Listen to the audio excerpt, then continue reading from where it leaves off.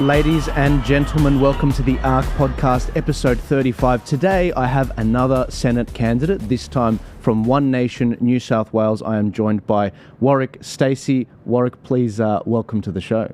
Joel, thank you very much. Absolutely. Glad to be here. I'm very looking forward to getting to know you, understanding why you're running, why as someone that is very much, you don't have to do this, you're putting yourself out there, you're very much showing guts in actually running.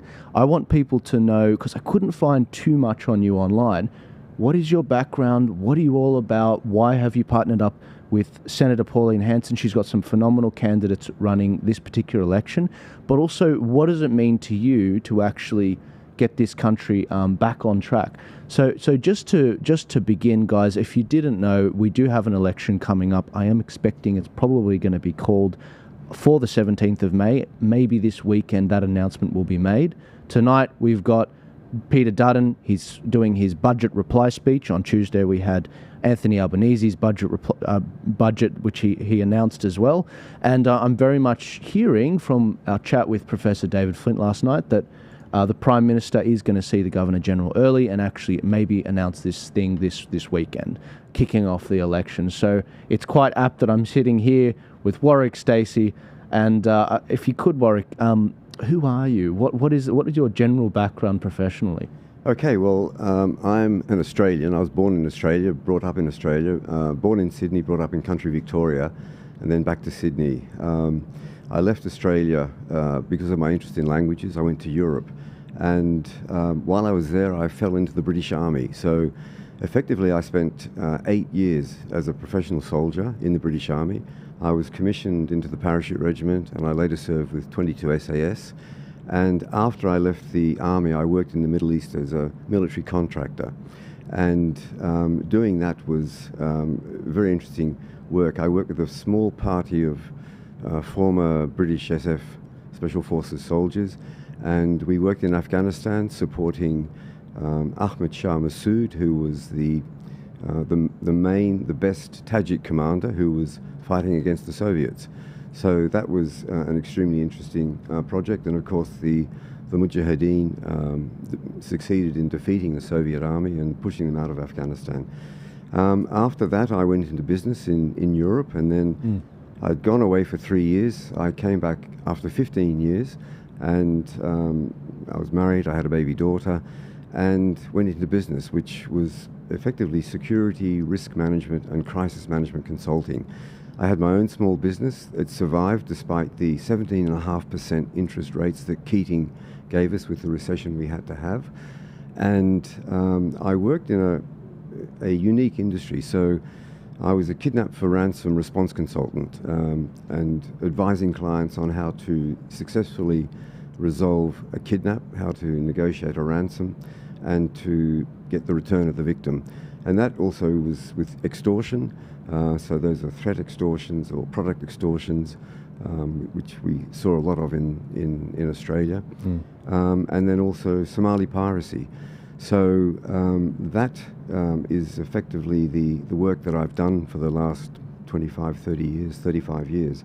And I went into retirement. I was actually forced into retirement by Scott Morrison. So all of my work was abroad. I'd probably spend half my time abroad working and the rest of the time here in Australia. And my travel agent rang me when I was in Japan and said, "You've got to come back." And I said, "Why?" And she said, "The borders are going to be closed." I said, "No, it's okay." She changed my tickets for me. I'm grateful for that. And I got back 5 days before he closed the borders. And then effectively, I still managed to work online for another 18 months. I was supposed to go to the Tokyo Olympics in 2020, then in 2021. But in the end, the whole thing was so minimized that the client reduced the number of his own staff that he was taking, very large client or a very large company, and also he reduced the number of his clients that he was taking, so my services were no longer required. And by that time I didn't care. So having been trained in why I'm doing this, having been trained in leadership, having seen leaders in action and very good leadership, effectively military leadership, I looked at what we've had for the last 18 years in Australia. with just increasing dismay at the utter failure of leadership, the lack of principled leadership, spineless leadership, and panicked leadership. And panic is the worst thing any leader can succumb to. And our leaders over the last 18 years, Rudd, Turnbull, Morrison, Albanese, they have panicked, they lack courage of their convictions, they have no principles. Their only concern is to throw money at things. They're not even economic managers. And they think that, they say, look how much we're spending on defence or education or whatever, seeing the quantum as the measure of success as opposed to the outcomes. And so utterly appalled at these leaders who have no leadership. They don't understand even the principles of leadership. They couldn't articulate the principles of leadership. And so I thought this has to change. And if people don't stand up, most people complain about what's happening, and they say this should happen or that should happen. Well, I complained, but in the end I decided that I was going to do what I could to halt this. And so that's my reason for running. And then I've looked at various parties. I'm politically conservative. I stopped supporting the Liberal coalition or the coalition government in 2016 with Turnbull's disloyal defenestration of Tony Abbott. And of course, that's what we've seen for the last 18 years, just a revolving door of prime ministers who feel they have an entitlement to be prime minister. They stab the incumbent in the back, and in turn they're often, well, certainly Rudd and Gillard and Turnbull suffered that. And just weak leadership,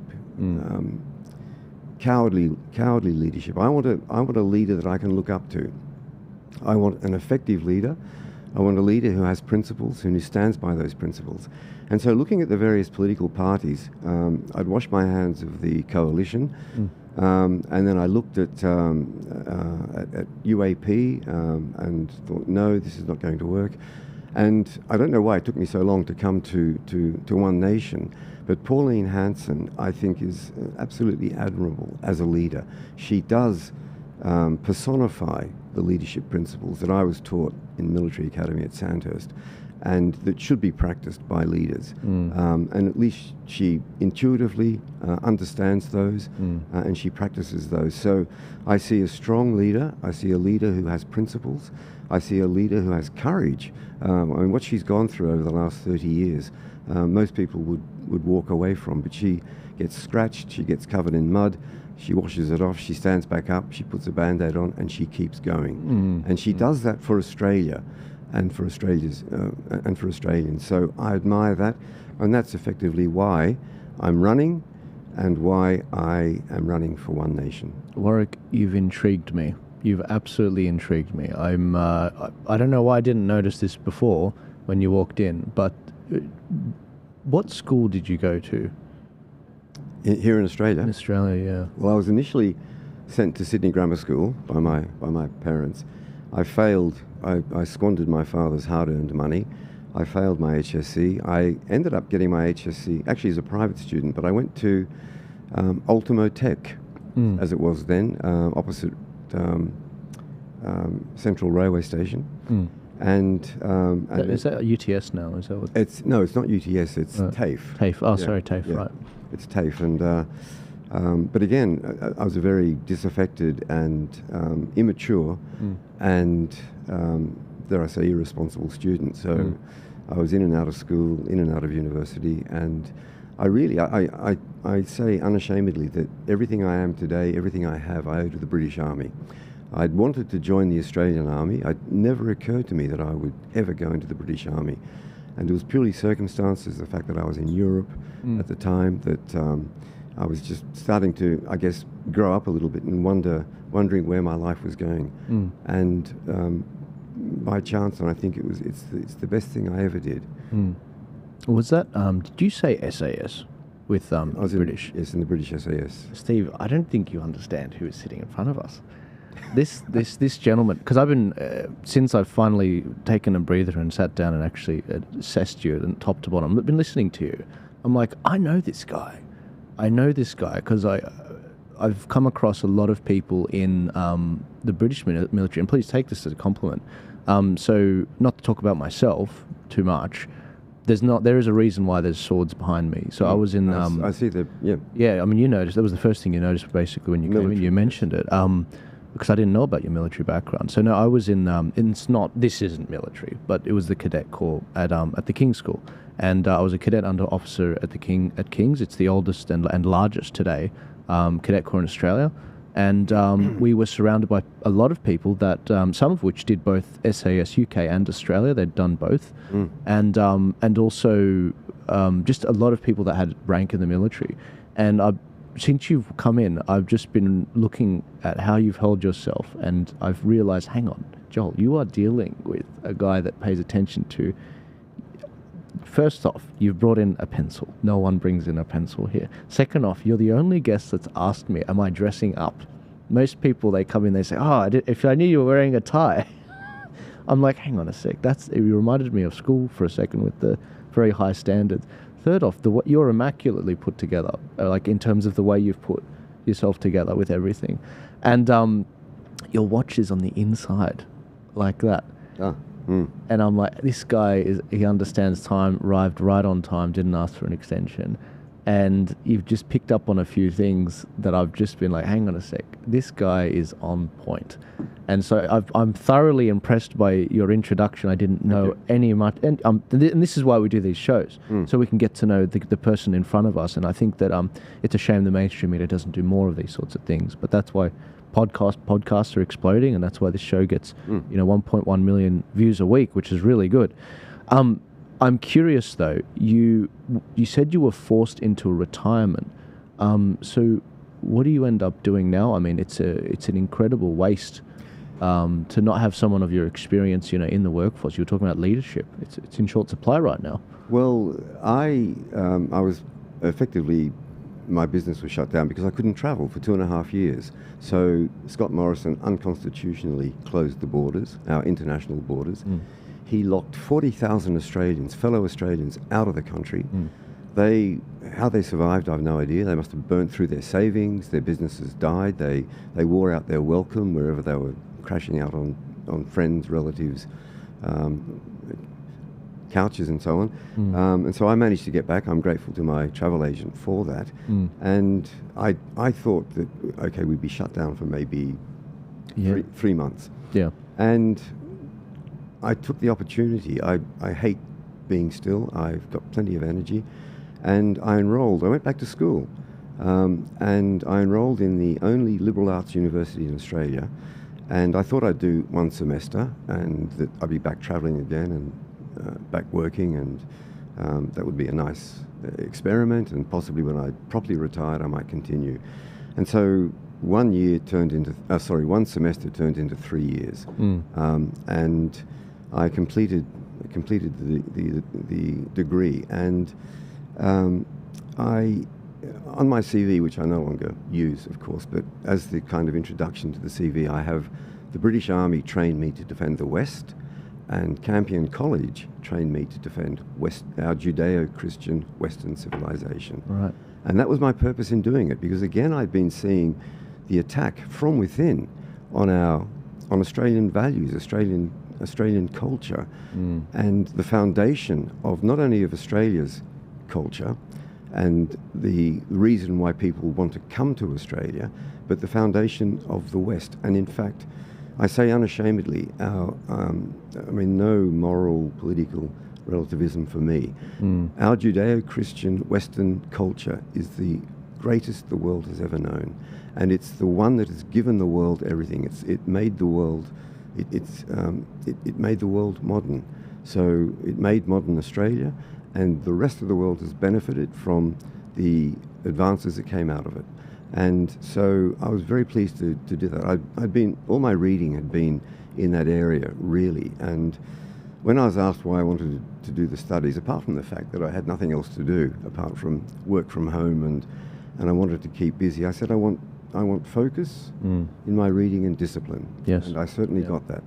So that's how I feel. So you were radicalised by Dr. Stephen Shavura, or was it another lecturer? No, certainly not radicalised. I think we were both on the same page. Yeah. He was my tutor and lecturer, and a wonderful historian. And honestly, it was the kind of thing. It was a degree. I started modern languages when I was younger, and if anybody had offered that to me as a 21-year-old, 19-year-old, I would have said no way, no interest, and so on. So I think it was definitely an age and a maturity, but also, if you like, a necessity. Because again, as I said, I was seeing this attack on our civilization, on our culture, on Judeo-Christianity, and it's mindless, it's illogical. What it's going to be replaced with, if these people ever succeed, they don't say. But please show me a culture that is equal to or superior, and I'll get on board that train. But no one has been able to do that.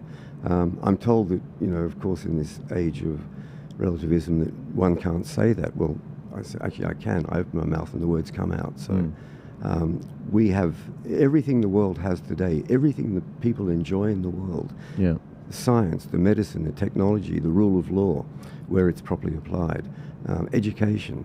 That comes out of the West, out of that Judeo-Christian West.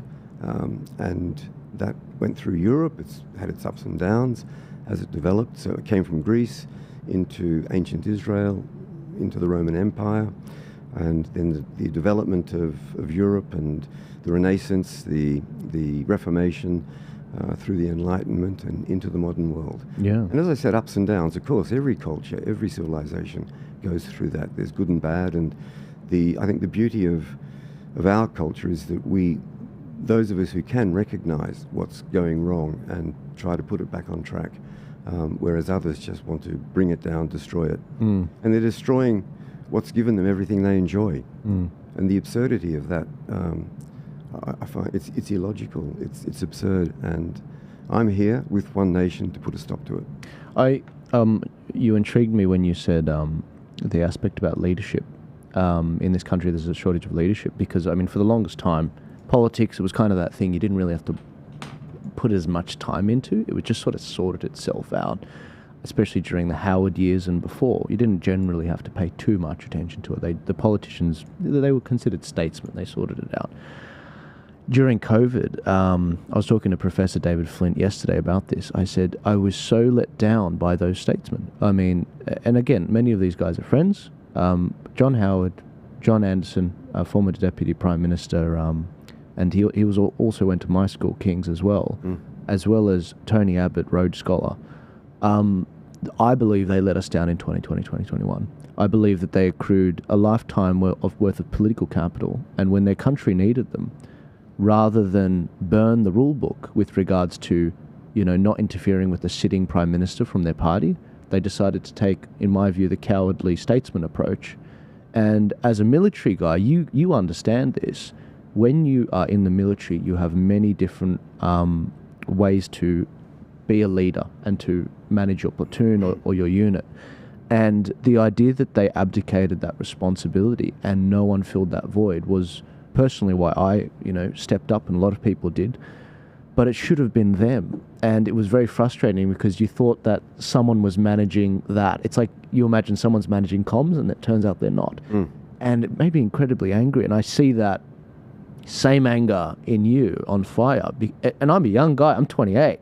You've seen the world. You've got that military background with real, actual experience overseas. And you're like, hang on, where are the leaders? What happened? And it's just led me, me personally, to be like, I don't understand why we have such a crisis of leadership now. Well, I think it can be sheeted home to a number of factors.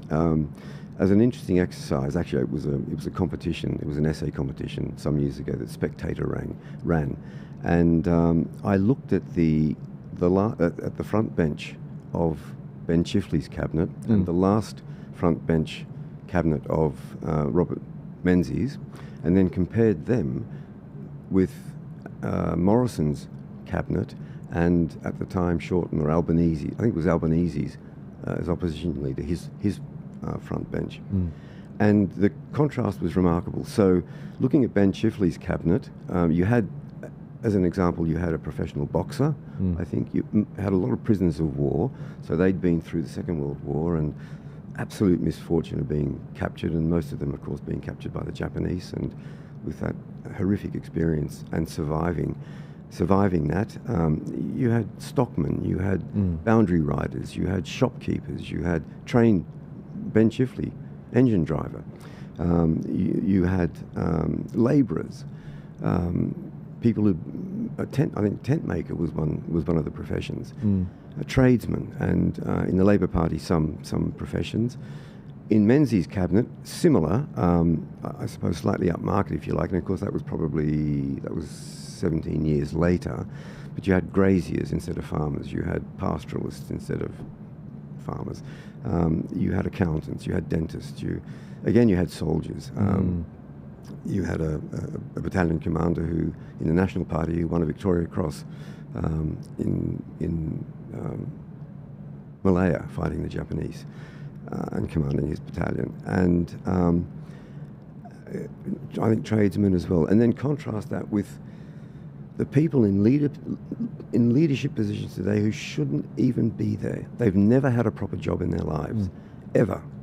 I think Albanese worked in a bank for a year. Do you remember he came into Parliament waving, as Prime Minister, or waving his the front page of a handwritten Economics 101, and look, demand and supply curve and a couple of lines in hand. Look at me, I'm an economist, and claiming that he'd been Tom Uren's, who was a prisoner of war, and Tom Uren's economic advisor. I mean, you are what you do. Yes. And once you leave your studies, if you can basically remember what you studied, 6 months later, well, I think you're bordering on genius. Yeah. You know where to go to perhaps find the information.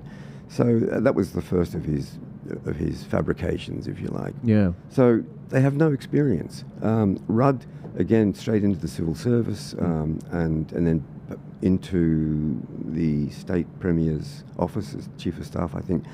So most of these people, they come out of university. A lot of them are university trained. I have a saying now that you've got a degree, but do you have an education? And often I think they're qualified. And I think Thomas Sowell referred to credentialed ignorance. And so they have credentials, they have qualifications, but do they actually have an education? And it's not just academic education, it's an education in life. And it's business, negotiation, dealing with people. Done the hard yards, yeah, exactly. Absolutely. I mean, swung a shovel and pick, see what that's like. Yeah, absolutely. I worked on a geriatric ward in a hospital as a wardsman before I joined the army. You've done everything. It was eye-opening, and it was humbling. I'd like to see a single member of Parliament today, with the exception of some perhaps who, I don't know, who were in the nursing, who acted as nurses, who have done that, who've had that experience. Yep. And so we have leaders who have no life experience. We have leaders who, the only experience they have is they've gained rat cunning in order to bludgeon their way to the top. They know how to weasel their weasel words, and so on. And so collate dirt files, climb the greasy pole, and it sounds like the Liberal Party too. And that's the thing, competence has taken a back seat to this. And a lot of people I've found, competent people that go into the Liberals or competent people that go into Labor, if you can't do that play this rat game and have that rat cunning, as you say, you get kicked out very quickly. And in fact, if you're competent, they feel so threatened by you, they will pre-undermine you unless you opt into a faction. And so that's how it's spitting out competent people. And we've just been going down to the bottom of this. It's a spiral. It's a spiral. We're going down the gurgler. And so I think that the reason we had that is this narcissistic, in the case of Rudd, this sense of entitlement that it was his turn to be Prime Minister. And of course, I think he became leader of the opposition legitimately. No doubt there was a lot of pushing and shoving and elbows and sharp objects being poked in people's eyes at various stages. And then, of course, Gillard did for him, and then he just spent the rest of that time, Gillard's 3 years, absolutely plotting and scheming. It was absolutely unedifying. And then he became Prime Minister. And the interesting thing, again, cowardly, the global financial crisis or the Asian financial crisis, whatever it was, it hit. Rudd panicked. There's no drawing breath. Let's see what we've got. Let's see what's happening. He just started throwing money at the wall, seeing that as the measure of involvement and management. The waste was prolific. The waste has been prolific for the last 18 years. And I find that horrifying. The contempt with which our supposed leaders hold taxpayers' funds, in which they hold taxpayers' funds. I've got a comic. The late, great Bill Leak, in 2017, drew a comic, and he had, very prescient, he had Bowen in it, whatever Bowen was opposition leader, it was opposition at the time, whatever his portfolio was, and Susan Ley from the Liberals, and also he had Bill Shorten and Julie Bishop, and they were in a pub having a drink. And Bowen said, "Oh, it's my round. Oh, I've run out of other people's money." And he said, "Oh, it's okay. There's an ATP in the corner." There was the figure of this tired man holding his wallet out, Australian taxpayer. And he was going over there and that's exactly, I mean, Bill summed it up. And not only for 2017, but also now for 2025. It's the long-suffering Australian taxpayer who is hammered. And so this panic, Rudd told us that the greatest moral challenge of our time was climate change. He squibbed it when he had a chance to call a double dissolution on that. He took the coward's way out. He had no principle. And then, of course, I think Abbott tried to clean things up a little bit, but to his credit, I got in touch with Tony Abbott, and I have to say he's one of the only politicians who's called me back. In fact, two, Erica Betts. I call politicians. I hear them on the radio saying, we need to listen to the people. And I will ring them up and say, "Hello, I'd like to talk to you." First thing they say is, "Are you in my constituency?" I say, "No." "Well, call your own member of parliament." I said, "Hang on a second. I heard you on the radio say we need to listen to the people. I'm a people, and I'm calling you." And they just don't want to be involved. Abbott and Abetz rang me back, and I met Tony Abbott, and I was grateful for the meeting. And I gave him a bollocking. I said, you squibbed it. You failed." He took it on the chin. And I won't say what we discussed, but I appreciated that willingness to listen. They're both good men. And then we had Turnbull. I mean, he outdid Rudd in narcissism, and again, a coward. I don't know if you were aware, when the Bataclan Theatre outrage occurred in Paris, Turnbull was in Berlin at the time, or in Germany, and he was about to cross to an ABC hookup or to discuss something, and he was told what had happened in Paris. Phil Coury, writing in the Australian Financial Times, wrote that his demeanour physically changed. He was utterly discombobulated. He was, and he started pacing up and down. His minders ushered all the journalists away and said, "Please let him compose himself." And I realised he was faced. Anyone can be Prime Minister when the sun is shining and everybody's got milk and biscuits and bedtime stories. Anyone can be Prime Minister. It's where we need our leaders is when the proverbial hits the fan. And that's when I want them to stand up, and I want them to lead from the front decisively. You don't always get it right as a leader, and if you're careful, we always say the military plans don't survive the first contact, but there's got to be alternatives. And the training and the understanding that this is what might happen. So he was asked he managed to compose himself. He went on television, and then he was stammering and bumbling all over the place. But why? Was there was it a near threat at the time, or was it close by? No, it was in Paris. He was in Paris. He was in Germany. He was in Germany. You saw François Hollande, the French president. I mean, again, failed leader. There was a wonderful photograph of him peering myopically out from behind a phalanx of bodyguards. Young French foreign legionnaires, whatever they were, taller than he, armed with submachine guns, the bulletproof vests, and he was hiding behind them. And I think he'd been he thought there was a threat to his life. I think he was at some football match and something happened. And so he suddenly toughened up, and he was now going to take on ISIS and Islamists and so on. Yep. That lasted 9 days. The fall of France took longer in 1940, Right. and it was just shameful the way he was, Yeah. and then Turnbull's fear as well. And he was stumbling and saying, oh, "Yes, I guess it's it's war." And of course, yes, and I wrote an article that wasn't printed. It was, "Where is our 21st century Churchill?" Wow, I would love to read that. I would honestly, if you can send that. I'll send it to you. It's not complimentary about a number of world leaders and our own Australian leaders. And so I want a leader. Pauline Hanson, wonderful. I have no problems with being led by a woman. I admire strong women, courageous women. And that is Pauline. When I looked at Pauline Hanson and realized her history, she has done it all. I mean, she was mocked as for running a fish and chip shop. That's a small business. Unless you've been in business and a small business, you've got no idea.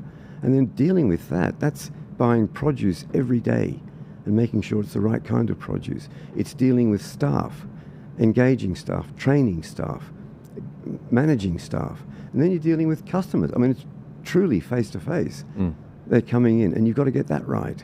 And then it's dealing with the bank and loans and so on. And not only that, she also set up a roofing and plumbing business, which was successful. She later bought out her partner. I mean, imagine the courage to do that. Yeah. Bank loans are involved. You put your house at risk and so on. These are the entrepreneurial figures that we need. So she was an entrepreneur. She was successful, and then she stood by her principles. And what is there not to admire? Absolutely. Why wouldn't you want to follow a person like that? And Yeah. with my military experience and the leaders that I've followed, she's up there with those. Absolutely. Well, you've come to the right place. I mean, we've got a Jen up in the corner Please there. explain. Yes. Please explain. But I was going to say she is not on the ballot this election. She's not till 2028. That's when the Senate is up. But for her, she's got a phenomenal slew of candidates across the country. We've got next week the South Australian Rebecca coming in for an interview. She's the lead Senate candidate for One Nation there, and hopefully the others as well. But we've already had Malcolm Roberts in, and he'll be back soon. But and Warren Pickering as well from Victoria is phenomenal. But going back to your military examples in the past, and if I can again insert myself, I had this experience in school firsthand, when often we did 5 years of mandatory cadet corps, and the last 2 years were optional, and we would go for a promotion. And all the boys that want to go for a promotion, all boys school, they're like, yep, we want to do it and whatever. Now the problem with running these promotional things is everyone wants to show their qualities, and everyone is almost getting in each other's way. So sometimes, if you really want things to go smoothly, even as a leader, you've got to step back and then let the guy that's actually trying to show his quality, all right, no worries, go for it. And then you sometimes, in order to lead, you've got to follow. And I do see that with what you're doing behind Pauline, which is excellent. But sometimes you get an absolute liberation when you know how to lead. You've done it before. You don't have any ego about it. But a true leader does come up, and you're like, thank you. You almost feel a relaxation come over your body, and you're like, I can get behind this guy. Having that leadership mindset, it's very much easier to plug the holes than to hold up this whole tent as the main leader. You are a begrudging leader in terms of you don't want to do this. This isn't an ego trip. I can see that in you. You just see that the standard has dropped so much. If no one is really going to stand up in this particular state and do the job and bring people together and stand up for what they believe honestly, then I will put my name forward and I will be a begrudging leader. Is that a correct assessment? Well, exactly. I mean, I retired, looking forward to retirement, and I've absolutely filled my life with retirement activities. But I thought, I've got to come out of retirement. I've got to struggle back into my Peter Pan suit, keep taking the energy pills, and go on. And this is so important. And And one of the absolute essential principles, in fact, if not the most essential principle of leadership, is selflessness. Selflessness. Now, none of our leaders have had that, I don't even think they know how to pronounce it, let alone exercise it. Yeah. I worked with the most remarkable man I know living, was a Royal Marine officer, and he commanded the SBS, and he won a military cross for gallantry as a leader in the Borneo confrontation. And it was he who kicked off the, if you like, the Western response of support to moderate Mujahideen leaders in Afghanistan. And the British didn't know what they were doing, the British government. They weren't doing anything, neither were the Americans. And this is so the experience I've had looking at and dealing with, or seeing the results of the major institutions in our countries and the failure of those institutions, the bureaucratic failure. And this country has suffered a huge amount of institutional failure. And seeing that, and he, on his own initiative, at his own cost, went into Afghanistan and looked around for the best Mujahideen leader. He came up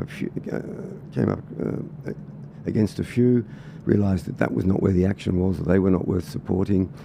He finally ended up in the Panjshir Valley with Masood, who was the best Tajik commander. And he came back, he wrote a paper. He'd actually gone to school with Lord Paddy Ashdown, and Ashdown had followed him into the Marines and into the SBS. You're familiar with Ashdown, yeah, leader of the Liberal Democrats, and eventually raised to the House of Lords. And he was quite close to, well, he was able to obviously pass documents. And Ram was a man of intellect, and man of integrity, man of courage, and he wrote papers.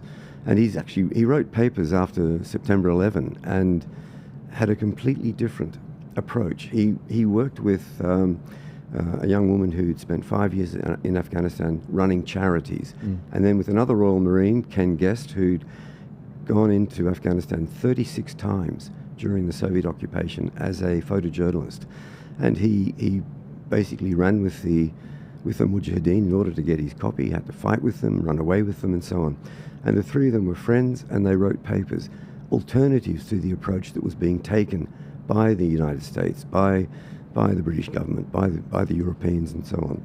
And needless to say, I think where they go wrong, where these leaders go wrong, is that whoever was, the Afghan expert in the State Department, or perhaps in the Foreign Office in the UK, he was an Afghan expert. I'm making this up now because he had a PhD in Afghan agricultural economics, 1920 to 1930. He had no experience on the ground. He had no idea of what was happening there at the time. And so Ram and Ken Guest and I, in my own small way, were on the ground. We were seeing what was happening. We were seeing what worked and what didn't work. And they wrote papers which they put through to the British government and largely were ignored, again, because of politics perhaps, or factionalism, and so on. And so seeing the failure of these institutions, again, the failure of the bureaucrats, has revved me up and makes me want to get in there and make sure that old cliche, we don't want it to happen again. Absolutely. It will happen again, but only if people don't ride it and ride shotgun on it. Did you, we were chatting just before we turned on the cameras about the soapstone behind me, and I told you about my trip to Zimbabwe a year and a half ago, and we were talking just briefly about Rhodesia and what happened to it. How familiar are you with the fall of Rhodesia and what happened there? Well, I'm quite familiar from a point of view of interest. I've had very little to do with Africa. I did, of course, across the top of Africa in the Middle East, but I did a fair amount of work in Nigeria, and I investigated a murder and a kidnap, worked on a kidnap in Nigeria, and I've done some work in Kenya. I'm saying I've got more experience than I'm actually saying I had, and I worked in Tanzania. I took a client into Tanzania to look after her, and and then tripped into South Africa. But really, that's been the extent of my work. But a great deal of interest in what was happening in Rhodesia at the time and in South Africa at the time. So very familiar. C Squadron of the Rhodesian SAS was originally part of 22 SAS, or part of the British SAS family. So there was informal contact between that C Squadron and 22 SAS in Hereford. But again, just out of military interest, the way the Rhodesian Light Infantry fought, they were superb. But again, what they were fighting for. And one can argue that it was white rule as it was. But in fact, Smith tried to, if you remember, it became Zimbabwe Rhodesia, or Rhodesia Zimbabwe, and there was a Reverend Nabadingi Sitole, I think, became Prime Minister. So there was a handing over to the blacks in Rhodesia. But in fact, I think by that time the die had been cast, and I mean our own Malcolm Fraser was supporting Mugabe, and of course he and Nkomo, Joshua Nkomo at the time. And Mugabe took care of Nkomo. He was sunk without trace, if you remember. It came down to tribal issues, and of course the breadbasket of Southern Africa was then turned into a basket case, and destructive, and became very tribal. I think. What is it? The Matabele, was it? The Matabeles were a tribe. Were a tribe. Yeah, and that's right. I mean, it was tribal, and that became. They couldn't overcome those tribal issues, and Mugabe, with his whatever his factions were or his tribe was ensuring that the others weren't going to share in what should have been the prosperity and the peace that followed. So it was a shame that it's just sheer destruction. And then, of course, the way with the land seizures and taking it from the white farmers, and that's happening. What was the breadbasket of Southern Africa is now the basket case. Economic disaster. Do you see a lot of similarities? I need to do a whole podcast on Rhodesia because it was fascinating. It was like walking through the fall of Rome sort of thing and seeing what it used to be. Do you think that there are a lot of similarities to what's happening to Australia with what happened to Rhodesia?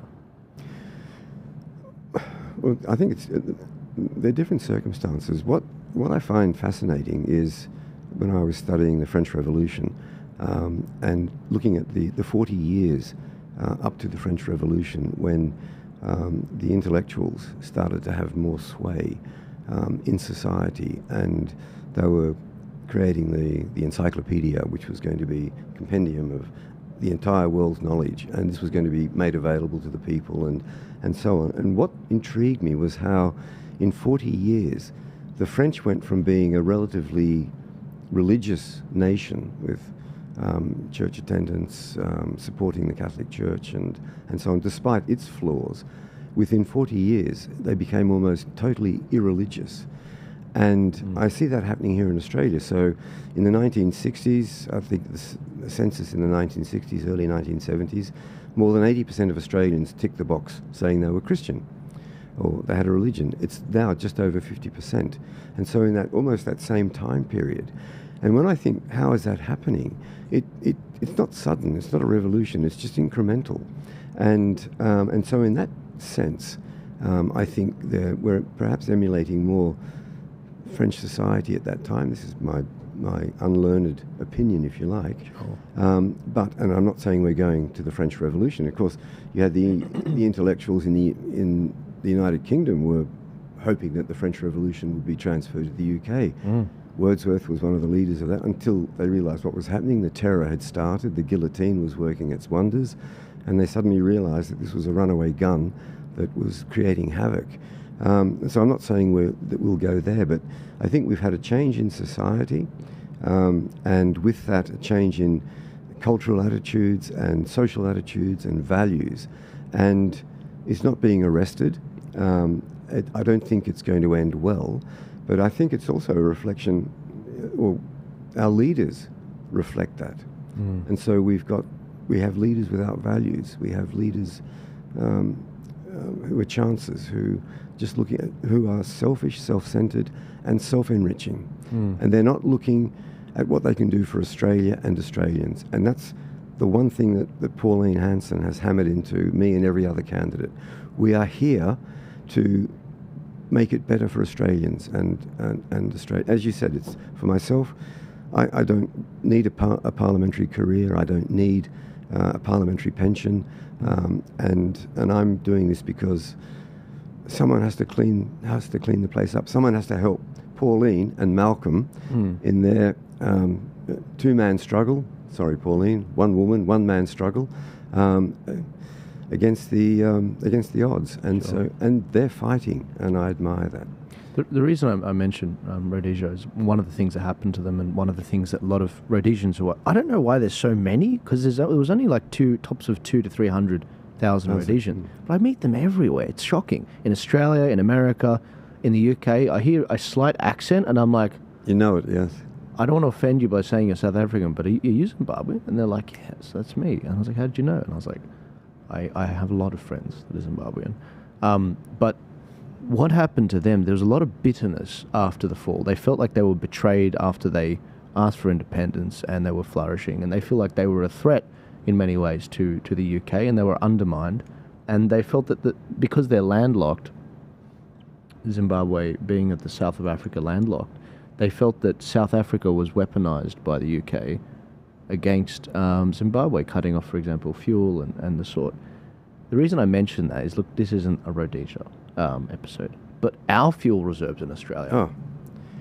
Well, it's dire. So in the year 2000, we had 8 petroleum refineries in Australia, and those refineries supplied nearly all our domestic fuel consumption needs. Today we have 2, and more than 90% of our fuel comes from abroad, mainly Singapore, South Korea and Japan. Now, during COVID, Scott Morrison had the brilliant idea, realizing, of course, that this huge disruption, sea travel, sea lanes being blocked and so on, he managed to buy $94 million worth of oil at a very good price as oil supply. Now, may I say, first of all, Australia is a member of the international IEA, International Energy Agency, is not fulfilling its obligations to maintain at least 3 months of fuel in Australia for Australia in the event that our fuel supplies, wherever they come from, are disrupted and so on. And now ours come from abroad. They come by sea, and we're talking about, this is the most volatile period that we're living in our region since the Second World War. So we're not even fulfilling our obligations. I mean, they want to fulfill their obligations with Paris or these nonsense climate accords. They don't fulfill their obligations with the most essential thing, which is to keep Australia running. But Morrison had a plan, and his plan was to buy $94 million worth of fuel. It's 5 days worth of fuel. It's stored in the United States. That's why I'm laughing. I knew where you're going with that. It's like, well, that's just great, you know, like just what brilliant. Genius dreamt that one up? The moment there's a shortage, the Yanks are going to yank that. Like, well, the sea lanes are shut. I mean, didn't somebody tell them this is why we've got that's the problem. The sea lanes are closed. Because it all comes through, what's the name of that strait near Singapore? If that gets closed off. That's the Malacca Strait. The Malacca Strait. Malacca, I should remember that, Greek, Malacca. It's in the Malacca Strait, and so 90% of our fuel's coming via that. And the Chinese have like 80 plus submarines. One submarine can close that strait, just one. And you're right. Well, I mean, the whole thing is, again, I just happened to see one of Albanese's pre-election pledges in 2022 was to increase Australia's merchant fleet. And it was a wonderful objective. Now, I then found out that we had, I think, 12. That's right. We had 12 sovereign vessels or Australian flag flying vessels. Yeah. And I do understand a little bit about maritime travel, having done all the Somali piracy that I did, and flags of convenience. You would know. Crews and where the ship's officers, who actually owns the ship, who owns the cargo, the relation. Anyway, so he pledged to. So what did he do? He set up a committee. It's phenomenal. It's That's fantastic. Really good. That's awesome. I've got a committee running on really this. good. Today, instead of 12 vessels, we've got 9. I don't know what happened to the other 3. But the actual target was 13. One extra ship. He couldn't even manage that. Decommissioned probably from the wars. That's why the end of the last. Couldn't even manage that. So that was a pre-election promise from 2022 people that Albanese has broken. The topic of defence, and forgive my rudeness, it makes me so angry. I can only imagine how you feel about that. The moment I said fuel. Well, I see that. I think Albanese is going to pump more money into defence. Now, again, Albanese and I think the coalition, the Labor, the coalition, are just as guilty. They say, look at the amount of money that we're putting into, and they think that's it. That's the end of it. Australia hasn't bought a serious platform since it bought the Collins-class submarines. Now, there are only 4 countries in the world that have corporate DNA in submarine warfare. Submarine development, submarine manufacture, submarine warfare. And those countries are the United Kingdom, the United States, Japan and Germany. Why are we buying submarines from Sweden, which hasn't fought a war since 1813? Sweden, or was it France? Sweden, no, the Collins-class. The Collins-class, the last Swedish one. Boats. Right. And I think, in typical Australian fashion, instead of taking the thing as it was and building it, we had to interfere with the design. And as soon as you start cutting extra holes in it or cutting it in half and extending it by 5 metres, taking out the propulsion unit, putting in another one, they wanted to use, I think, American weapons systems with Australian communication systems. Yeah. It's a shambles. Yeah. And I remember seeing, in the 90s, I think, a submariner doing practice, and anyway, he was on the periscope and he said fire and nothing happened, and he slammed it shut, lower periscope, and he said the bloody thing doesn't work, or it's another failure. And of course, so we then go and buy a French submarine. Now the French submarines, the French fleet was destroyed by the British at Oran in Algeria in 1940 to stop it falling into the hands of the Vichy French. And so the French have never engaged in submarine warfare. And so why are we buying, and then we're buying a nuclear boat, we're turning it into a diesel propulsion, we're cutting it in half and extending it, the Barracuda class, whatever that is, extending it, and then we're going to wonder why it's never going to float. But I've got an even better story. Albanese, it's all your fault. The break clause contract, the penalty for the break contract clause was about $60 million. Instead of paying that as the contract required and as was fair and commercially responsible. This was Morrison. This is Albanese. Oh, really? Remember, Morrison was the bogeyman. I thought he cancelled the French and then he went with AUKUS. He did, right? But that played out over some time. Sure. And then Albanese was playing best friends with Macron because Macron had insulted Morrison and said he was deceitful and a liar and so on. Yeah. And then Albanese was sort of there. Oh, I'm not, I'm the next prime minister. Albanese paid the French over $800 million. I've seen that in only one credible journalist. I didn't know that. Has reported that. What a coward. Instead of just fulfilling the contract, 150 plus, Albo, tell me if I'm wrong, he paid over $800 million, nearly $1 billion. And that's my point. They treat $1 billion as if it's just small. Can you lend me a dollar? And you roll $1 across the counter. It's insane. What they've done now is, with the budget, I saw somewhere that they've actually made a whole $2 billion worth of savings.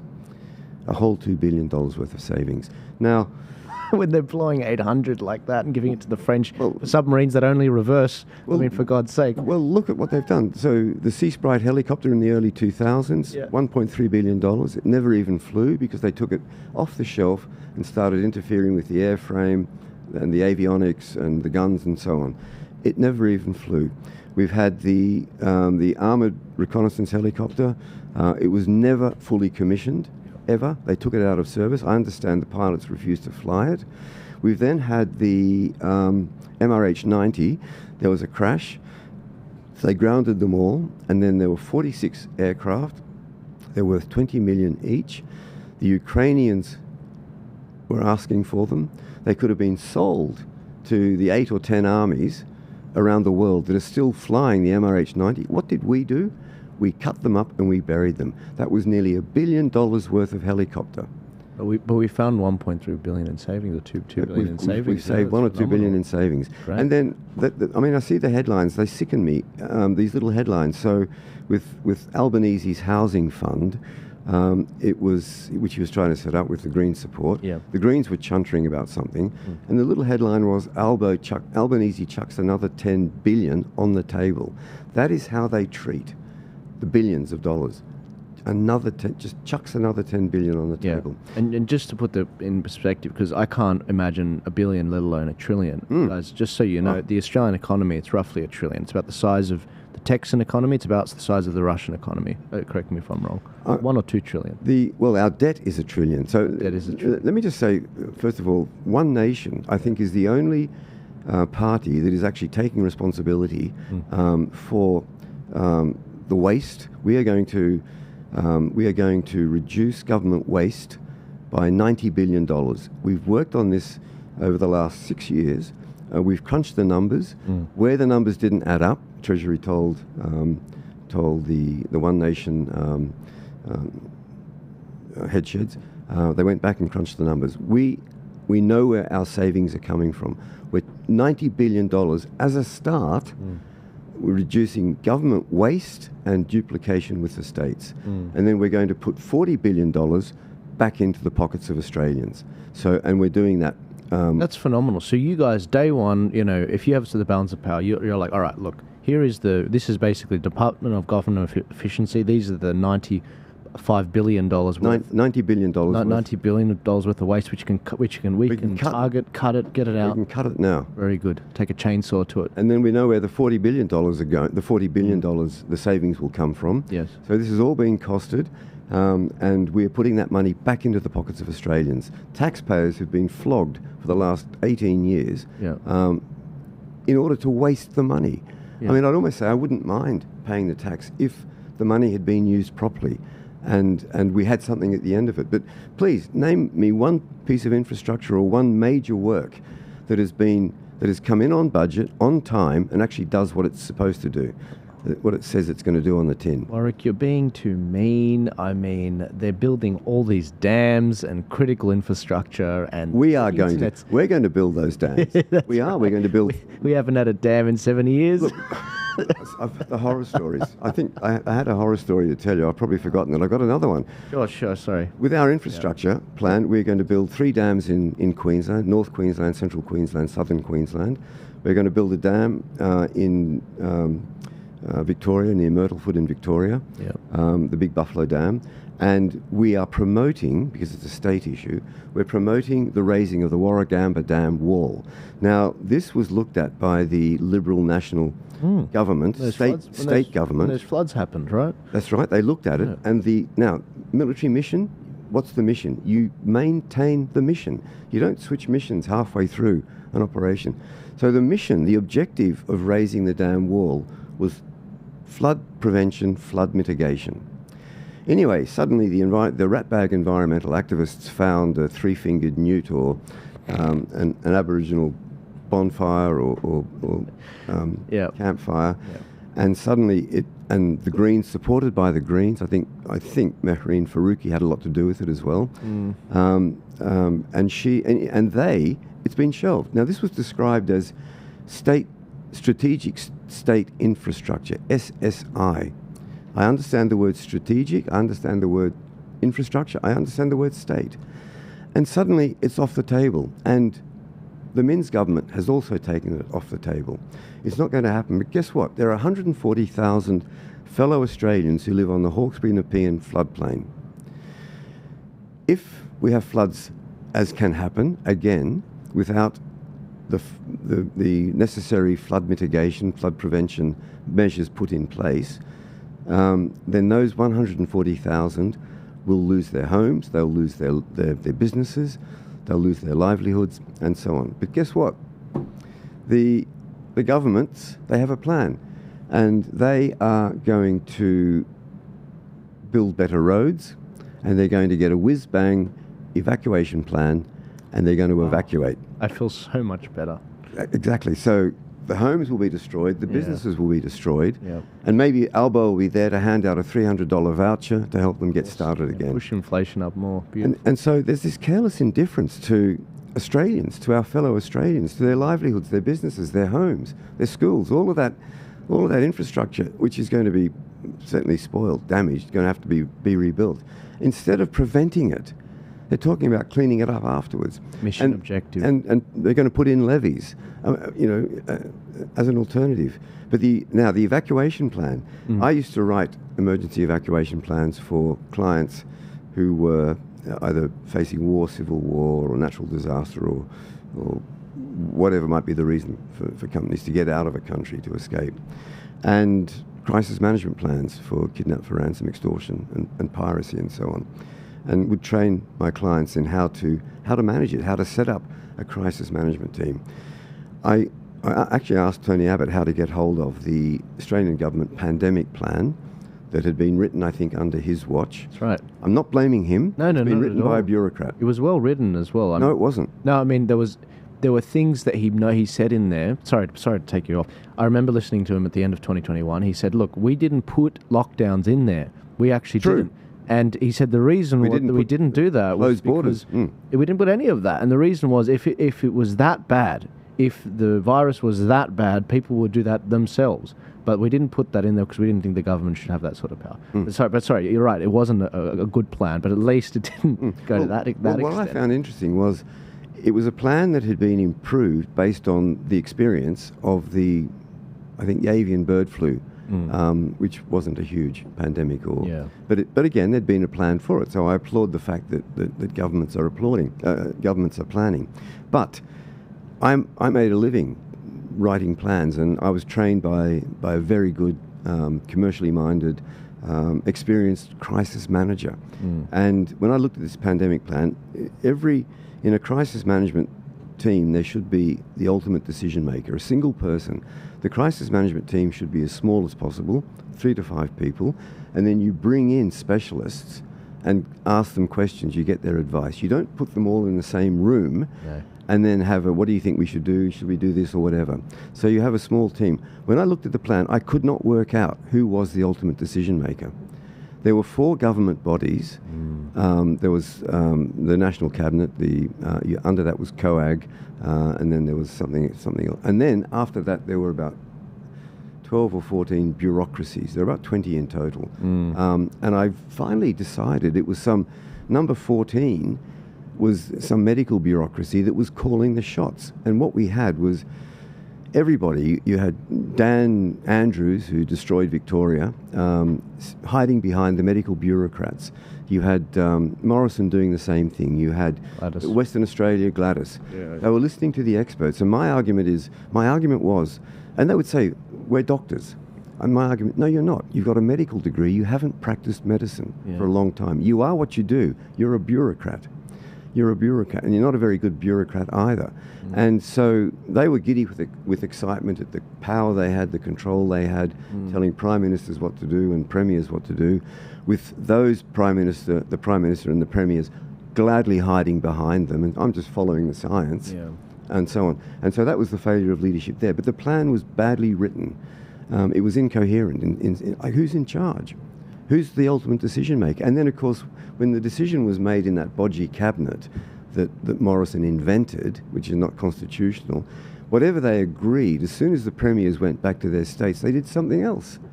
Oh, well done, Prime Minister. I can see who's in charge here. And then they slagged each other to make ScoMo look bad. It's like, oh, look, the vaccines and this and that. Exactly. I mean, it was just appalling. It was appalling. And you know what's frustrating about the whole thing is it goes back to that issue of competency. Where are the adults? The adults have left the room. They're not in politics. We've got a bunch of children running around, slagging off against each other. And the thing is, when I opened this studio, I brought my headmaster in that was in school. He resigned from the school after almost 20 years of service to the school, and he ended up coming in and we had a chat. And I said, look, I really appreciate what you did for me in school and blah blah blah blah. And I said to him, but what the values you taught us, I felt like you set us up to fail. And he said, "What do you mean, Joel?" And I said, "Well, the world you made us for, it no longer exists. It no longer exists. This isn't a Christian country anymore. This isn't a country that values competency and people of merit. It's meritocracy, yes. The meritocracy's been burned. It's all about quotas, women, black, brown sort of quotas, trans quotas, Aboriginal quotas, and it's at every level. I saw that in the construction industry. If you're tendering for a government contract, you need like 5 to 10% coming from Aboriginally owned corporations. You don't even have to prove that the person's Aboriginal.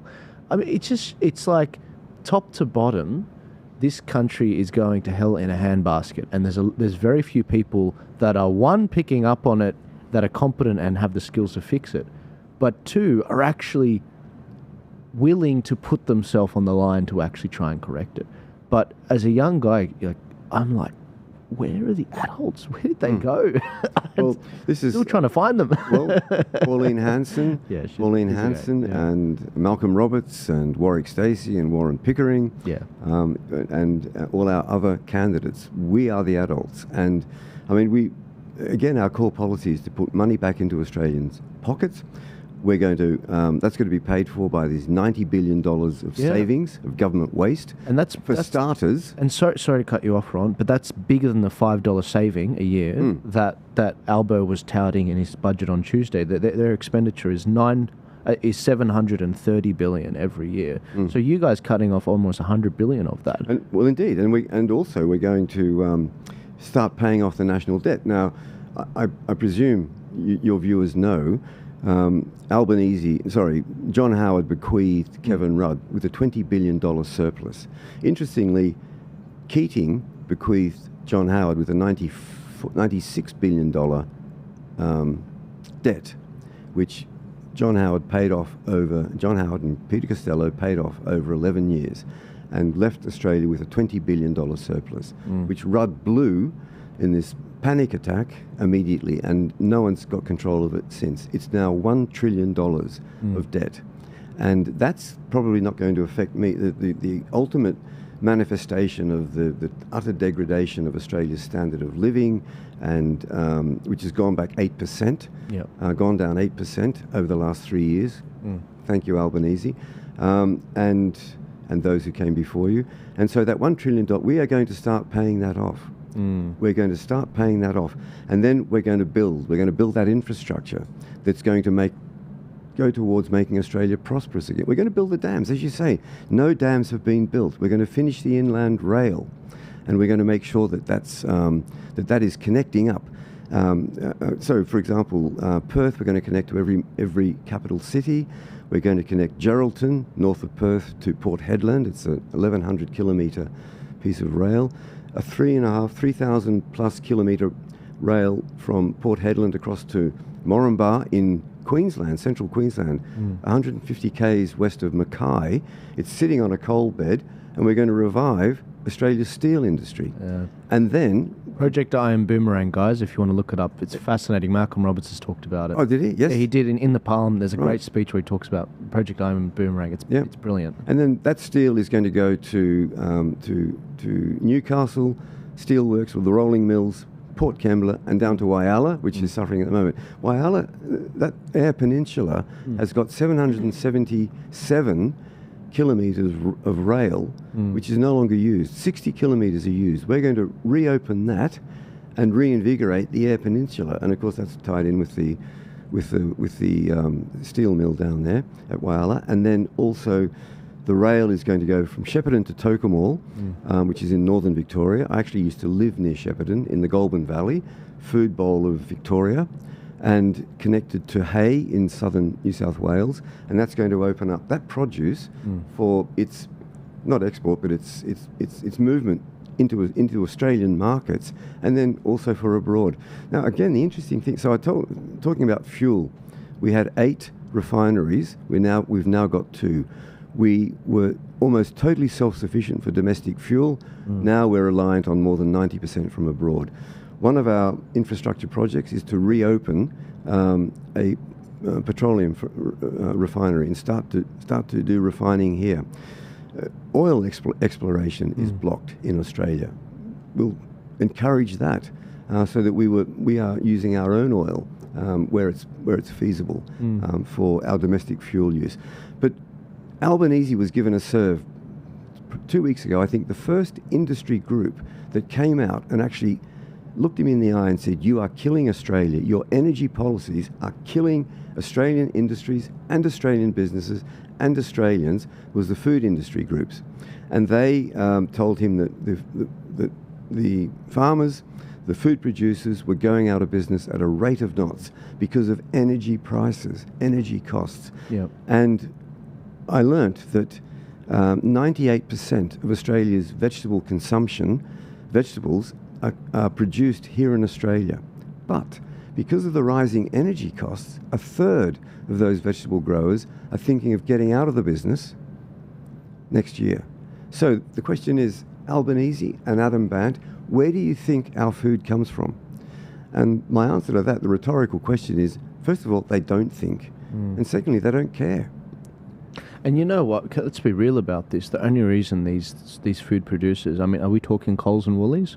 No, these are the farmers, the manufacturers. The manufacturers. Yeah, the vegetable growers, the Goulburn Valley, the fruit, the orchardists. Yes. The wheat farmers, the cattle farmers, the sheep farmers. Albanese was up in Townsville in August last year at the Townsville Bush Bash. And he was trying to convince sheep farmers that he knew more about sheep farming than they did. And he was telling them the advantages of covering their land with solar panels. And you couldn't make this up. I heard Malcolm Roberts say this in Parliament, pointing at the Greens.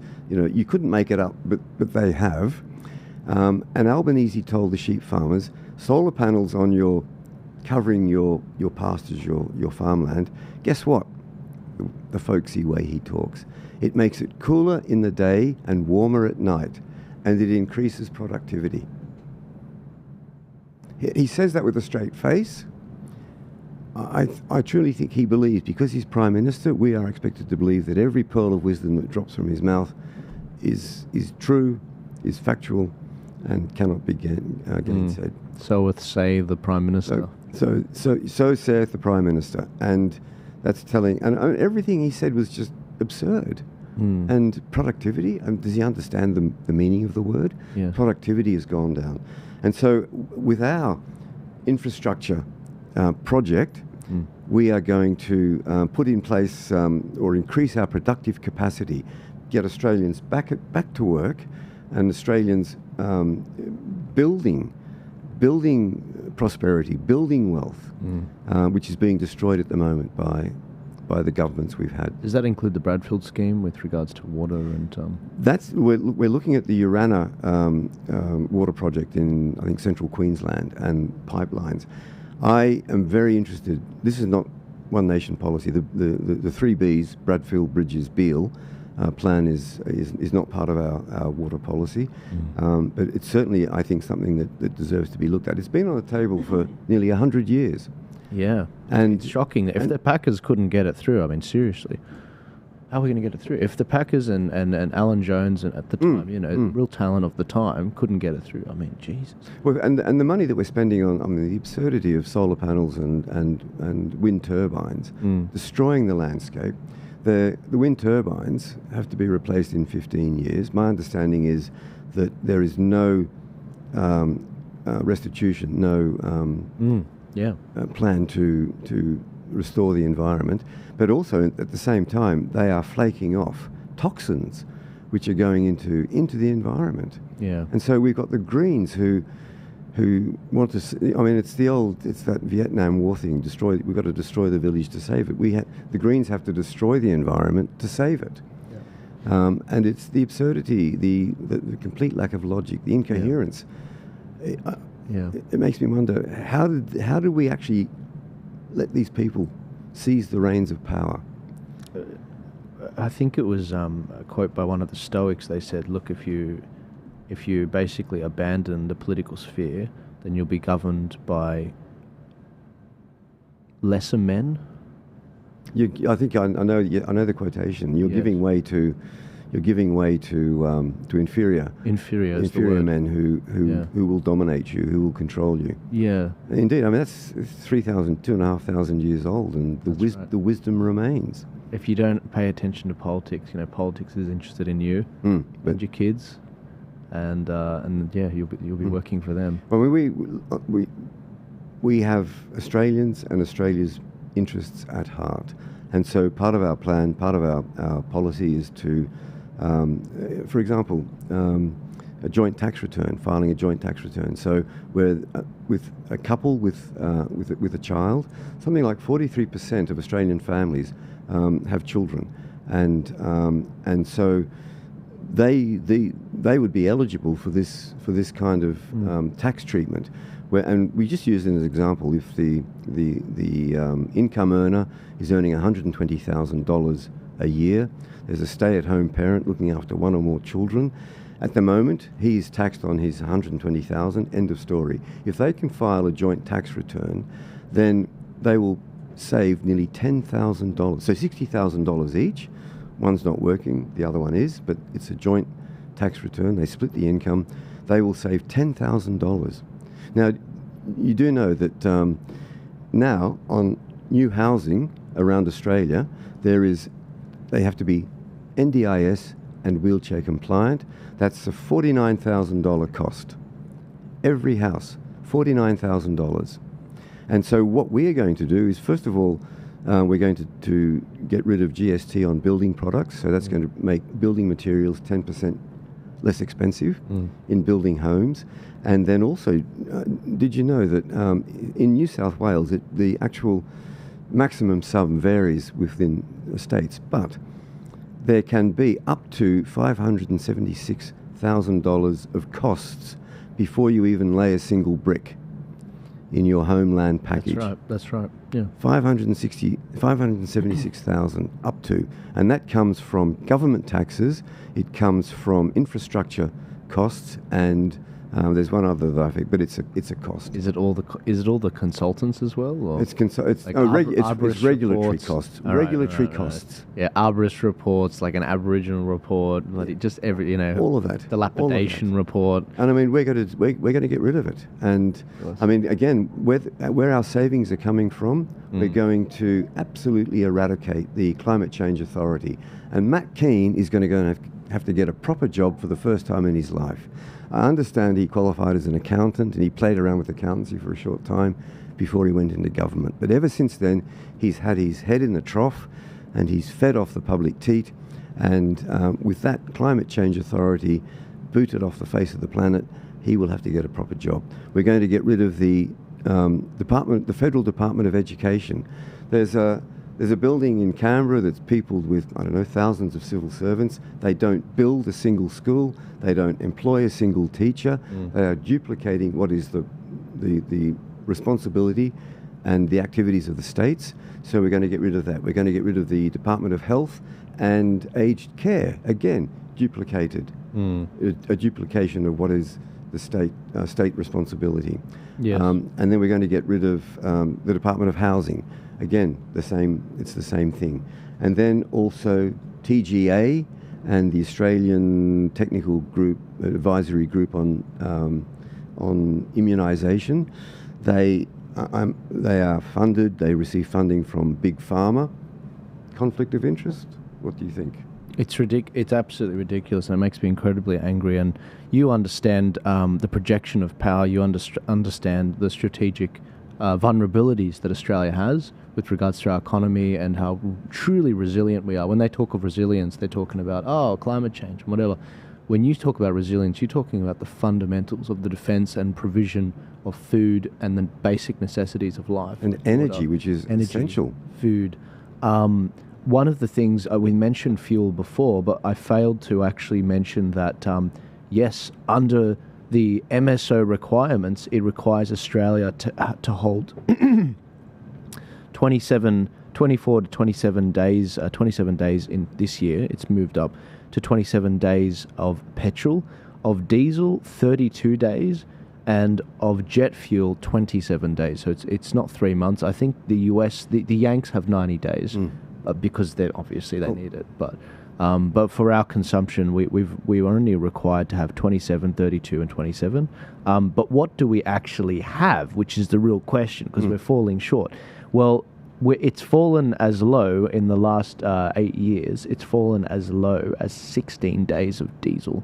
Now, why is diesel so important? Because that's what gets the food to the cities on the trucks. And the farmers, and what the farmers use. And if war kicks off for some strange reason in the Taiwan Straits, the shortage of fuel is going to be nuts, because the Australian military is basically going to confiscate all of it. So we've got like 2 weeks. We've got 2 weeks of fuel. Imagine it cuts off today. Well, can I say that the thing that I found those numbers interesting, and the IEA requirement was 3 months. Right. And they're arbitrary numbers. Why 27 days for diesel, or 32 days for, why not 32 days for everything? Yeah. But again, coming back to the experts, what's interesting is during the Falklands War, the British Army had an anticipated rate of consumption of artillery shells, a daily rate. And I think that might have been based on fighting the Soviet Union and the Fulda Gap and so on. That daily rate was expended in half an hour in the Falklands. Not fighting the mighty Soviet Union. And so my argument is the 27 days is, I would say, is just an arbitrary number. And in fact, under normal circumstances, 27 days would probably work. But when there is stress in the air and when the proverbial has hit the fan, that'll probably be consumed in 3 or 4 days, or it'll be lost. Yes. Not, there's the assumption that no one's going to tamper with it, that it won't be sabotaged in any way or accidentally lost. And so these assumptions, again, I go back to the bureaucrats. Are you doing your job? And I fear the answer is no, they're not, and they need someone looking over their shoulder. And again, I think the thing that I find distressing is that Tony Abbott came out with this comment, and recently, and so did Liz Truss in the United Kingdom, and they were saying that the elected government is temporary, because obviously it can change at the next elections. So the elected government is temporary. The permanent government, the bureaucrats, are always there. And I think it's the bureaucrats who are pulling the strings. And I'll give you a perfect example. I just saw on television just the other day, a Labor minister was being questioned about the rates of immigration in Australia. We are going to stop that. One Nation is going to put an absolute halt to immigration. I'll explain that in a moment. But he was asked about it, and he said, well, we're trying to bring the numbers down. Now, as soon as he said we're trying, that to me was an admission of failure and an admission that he was not in control. What do you mean you're trying? I mean, you make a single phone call and say stop. You press a button, I don't know. That's it, yeah. You stop. Literally. But he's saying, oh, we're trying to bring it down. Like, who's actually... Are you the man or you're not? Who's doing this? Yeah. And obviously, the Labor government isn't, and the ministers are not.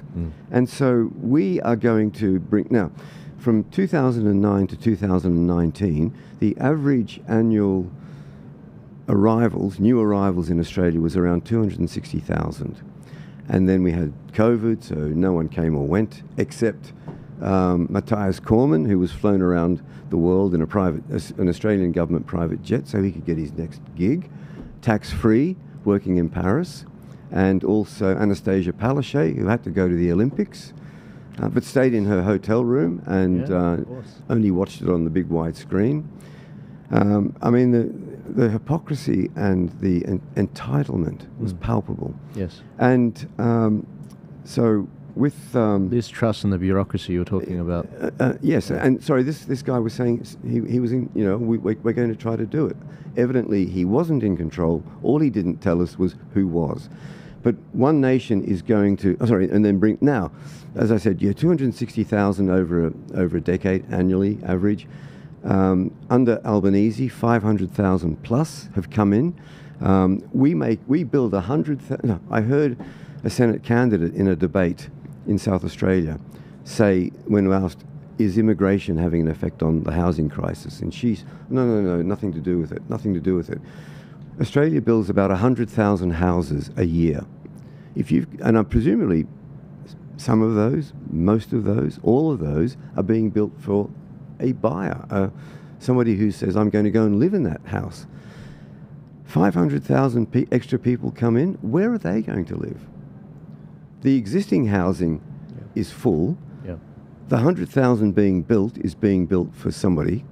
And then we have 500,000 people on top come in, and people can say, oh, no, there's no push-pull factors with immigration. It's ludicrous. One nation is going to cut. First, we're going to stop the mass migration, the mass immigration. We are going to stop it. Secondly, we'll have issue visas for up to 130,000. Now, we'll make sure that those visas are issued to people that Australia needs. So the tradesmen, the professionals that are required. Do you know of the people coming in at the moment, less than 1% are in the construction industry? Oh, yeah, 0.6%. 0.6%. Who worked that out? I mean, who controlled that?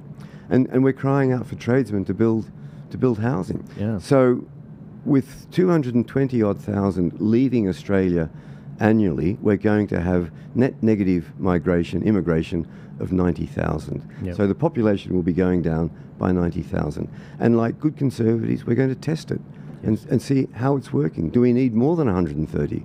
Do we need less? Rather than just open the floodgates because it seems like a good idea. And then we're going to deport there are 75,000 people here today who have overstayed their visas. They will be deported. Yes. And then we're going to take away, with the climate change disappearing, Climate Change Authority, we're going to take away the possibility for lawfare to be levelled against the Australian government, funded by taxpayers. So the EDO, the Environmental Defenders Office, first cab off the rank for elimination. We're going to come out of the United Nations, the WHO, the World Economic Forum, all of these supranational bodies who are infringing on our sovereignty and who are starting to tell us what to do. The WHO wanted to have Australia sign up to an agreement that the next pandemic that would hit, it would control the Australian government's response. Ridiculous. Do we need a Prime Minister? Ridiculous, yeah. And what at a safest time for Peter Dutton to leave when you know, we've got the new president of the free world, Donald Trump, saying we're leaving Paris. What does Dutton say? No, we're staying in. We're staying in. How weak could you be? Exactly. And then net zero? No, we'll keep going on that. And also 82% renewables will keep going. Again, Rudd, in the dying days of his prime ministership, his last prime ministership, he signed against all advice an extension of the renewable energy target from 2020 out to 2030. That's $60 billion that's being hosed against the wall, that will be hosed against the wall. He didn't have to do it. Apparently even the environmental groups, Australian Conservation Foundation, was saying, don't do it. He did it. Yes. And then he jets off, millionaire, multi-millionaire, tries to become UN Secretary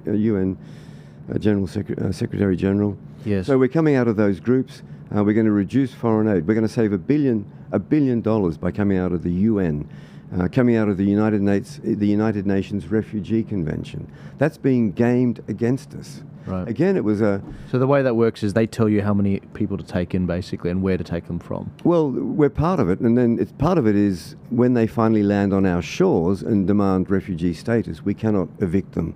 Right. We cannot get rid of them. Right. Despite the fact that they've crossed borders, they're supposed to seek refuge in the nearest country. Now, that travel through 10. Yeah, I can understand that a country like Jordan doesn't want to, because it isn't a wealthy country. Then that's where we should be putting our money to support them in dealing with those refugees and processing those refugees. We have new arrivals. We have new Australians. That's a term that's gone out of fashion, but I remember it as a young man. And they were proudly new Australians. And I have a wonderful Greek friend, Kerry Koliadis, who is an old Australian now. He's been here 50 years and a wonderful wonderful contributor. But with these new arrivals coming in, and the refugees, first of all, they cross borders, many borders. They get on a boat in Indonesia, they throw their passports overboard, and then demand refugee status. We will take Australia out of that UN Refugee Convention, which is past its use-by date and is being gamed against Australia by everybody, by the people claiming refugee status themselves, by the refugee organisations here in Australia, by the United Nations, and by everybody else. I mean, it's telling. We took part of our immigration policy is that we will not accept immigrants or refugees from extremist nations. Our social cohesion has gone down the toilet over the last 15 months, 17 months, since October 7, 2023. Albanese has done nothing about it. The Greens have fomented, thrown petrol on the flames themselves. Penny Wong has disgraced herself in the United Nations. We had a bipartisan approach to what was happening in the Middle East until Albanese and Wong tore that up. And then we took in 3,000 Gazans when Egypt wouldn't accept Gazan refugees. Jordan wouldn't accept. No other Middle East country was going to accept refugees from Gaza. So extremist nations, Gaza, the West Bank, Afghanistan, Pakistan, I think you could put into there. When the Soviets invaded Afghanistan in 1980, Pakistan was terrified that they would be next. And they had 900 madrasas, religious schools, at that time under Zia al-Haq.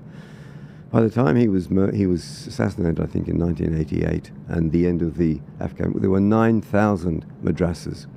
These are Islamist schools that don't teach tolerance, don't teach international relations. All they teach is their Islamic teachings. So these are extremist nations, and we will not accept refugees or immigrants from extremist nations. We want social cohesion. We want social cohesion, and our supposedly wonderful multicultural experiment has failed. No, it has, absolutely. I was going to say, there's so much there. I could chat to you forever about all of this, Warwick. I was looking at the bureaucracy question. Yeah, we want to cut all this spending. In America, that's possible. When the president gets elected, he can appoint, I think, up to like 8,000 bureaucrats. And so he literally came in with an army with short lists ready to go. In the UK, they can't do it. Liz Truss was saying you can only get people from the public service to basically fill these positions. So I had the great pleasure while I was in the USA. I just got back from Washington a month ago. In Washington, I had dinner with Liz Truss and another UK podcaster, and we talked about the state of the UK and Australia and how to get it back on track. And I was just asking, I said, how do you deal with that? I mean, it's the deep state fighting back. And she explained to me in depth how and why they went after her. And I don't know how. It's going to take all hands on deck in the UK to do that. And you've got to bring the people along with you, because the deep state will literally attack you. And in Australia, similarly, we've got to quantify how the deep state is ripping off Aussies, and when I say the deep state, I mean the wastage bureaucrats that we've got, and how much, 30 to 40 billion is being spent on Aboriginal issues, but it's not yielding any tangible results. It's going to all these planners and... Well, apparently the Australian government spends about $23,000 on non-Aboriginal citizens and $46,000 on Aboriginal citizens. And as Jacinta Nampijinpa Price says, 80% of Australian Aborigines are integrated, are assimilated. They're in the urban centres. That's where they live. And they're existing there very happily. They're probably suffering the same mortgage stress that Australians are under Albanese, the same energy stress, looking for jobs. There's 20%, and they tend to be in the remote areas. And again, that started with Whitlam. And there's a very good book that has been written called Romancing the Primitive. So Rousseau's Noble Savage, that sort of concept has extended into the United States, into the Western world. And what we're also going to do is get rid of the Commonwealth Aboriginal infrastructure industry and put it back to the states. We're going to say, the money we'll save there just as this federal department that doesn't need to exist. And I think everything that the federal government has taken over, it has managed to either, if it wasn't working when it took it over, they've made it worse. That's a Professor David Flint saying. David Flynn was here yesterday. I know, he mentioned a shocking stat to me. He said 80% of the expenditure from government is from the federal government, and for that 20% that is the states, the federal government will put all these, what would you say, this is how you can and can't spend it, the little caveats.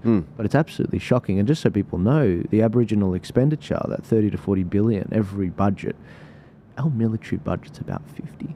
Well, no, I'll tell you, and this is shocking. The Niall Ferguson at the great historian here. Yes, great historian, but at the I've forgotten the name. Ark conference. Yes, in London. Yeah.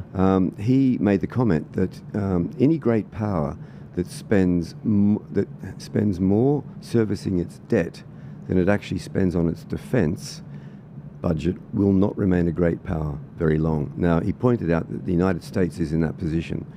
Servicing its debt costs more than its defence budget. But Australia, it costs us, we have $1 trillion worth of debt. We had none when Rudd came to power. And servicing it costs us $50 billion a year. Our defence budget is $53 billion.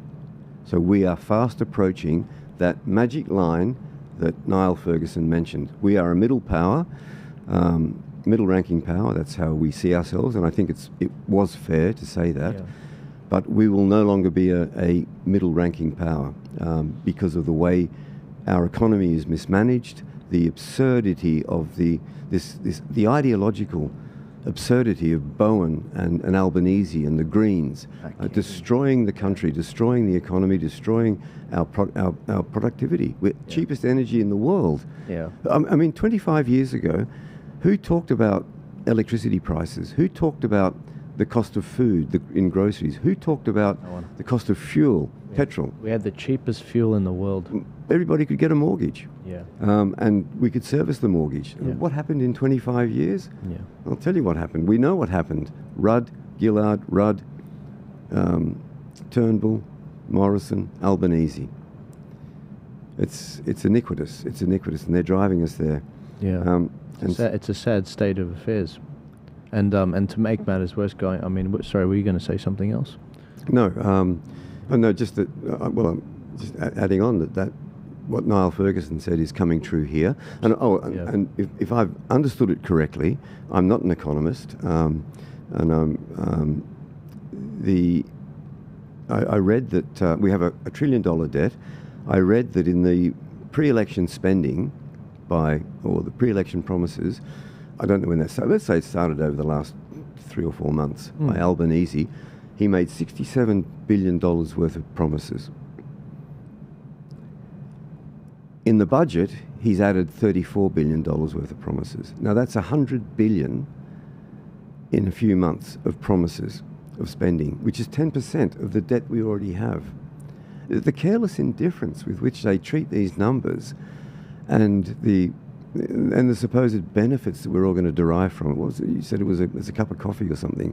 $4 or $5, I think. $4 or $5. Yeah, it didn't even cover the cup of coffee for me to get up here. And it's kicking off in whenever. It's not starting immediately, but in. Yes. Oh yeah. It's unbelievable. That's brilliant. And it's so much to look forward to. I mean, young Aussies, they don't want to go anywhere else. And they think, yeah, exactly. And Chalmers has got this smug look on his face. Look how well I've done. Yes. And it's utterly destructive. And so the point I make, one nation.